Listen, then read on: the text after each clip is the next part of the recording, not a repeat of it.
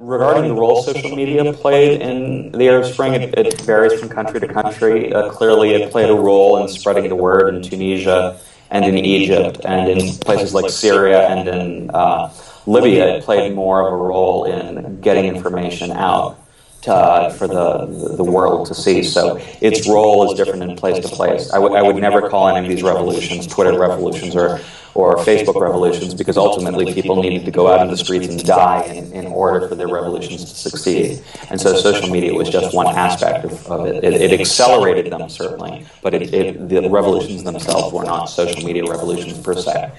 Now, in terms of my role, I mean, that's something I ask myself a lot. You know, it's every time someone sends a tweet to me saying, you're now an honorary Libyan, or we're going to build a statue for you in this particular square, I have to scratch my head and think, well, that's, what role did I just play there?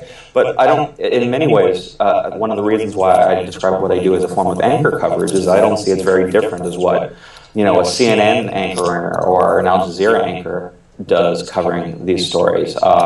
You've got, so if you take Al Jazeera for example, you've got people from all over the region watching what's going on, seeing footage, seeing the propaganda that regimes are putting out, and it's the act of the content being shared that causes people to decide whether or not they get involved. It doesn't mean I'm sending out tweets saying reinforcements are needed in Tahrir Square, go now, or we need to raise money to buy small arms for Libya. I mean, I don't do anything like that. But I do try to follow in real time what's going on the ground. And all of the tweets and all the stuff I share is already public.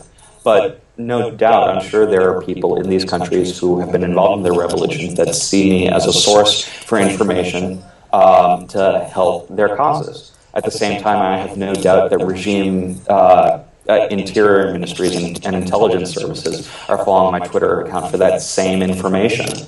And so people do with it what they do with it. I don't have control over it once the information gets out there. And, you know, what role I played, I don't know if that can ever be measured, but I think it's inconsequential compared to what everyone on the ground has been doing. There's no doubt about that. My biggest challenge tends to be when half a dozen countries are having revolutions at the same level of intensity for weeks on end. You know, at some point I have to sleep. There was a point where I was doing this 18 hours a day, 7 days a week.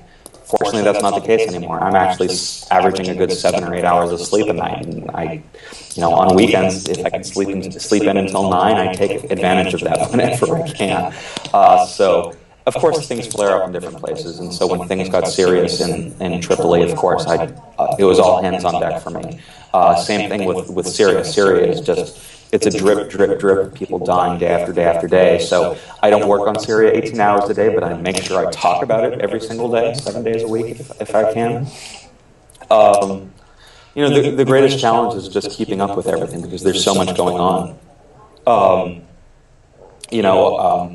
I have to be very good at knowing my limits and not trying to do everything. So when people get angry at me online saying that I'm not covering Kurdish issues enough, all I can do is shrug and say, I'm sorry, I can't. When I see people retweet stuff about Kurdish politics, I'll retweet it, but I don't have the headspace to take on anything else. It's why, like, when in Cote d'Ivoire and West Africa, when they had their coup and ultimately the overthrowing of the president, I didn't tweet about that, even though it was a revolution, because I didn't want to give people the impression that I'm going to tweet about every revolution anywhere in the world.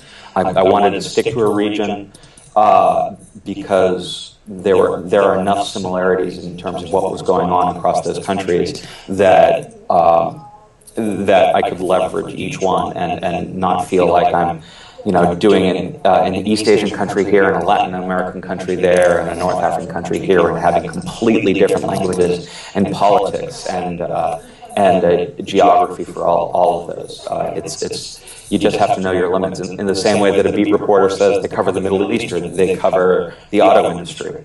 As far as I'm concerned, my work focuses on the Arab Spring.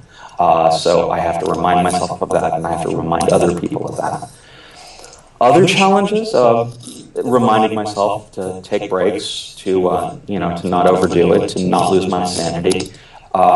I have to remind myself that sometimes I do need to vent. Like if I see some graphic footage that's really, really horrible, I don't force myself to, to keep that in. I'll throw a tantrum on Twitter if I need to. I'll get very angry, or I'll, get very upset because,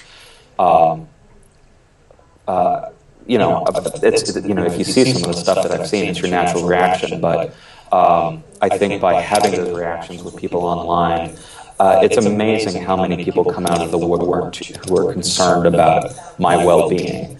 And when people see me working for 18 hours on Twitter straight, they'll tell me to go to bed. They'll tell me to go take my kids out for ice cream. They will calm me down when I've gotten upset about a particular video.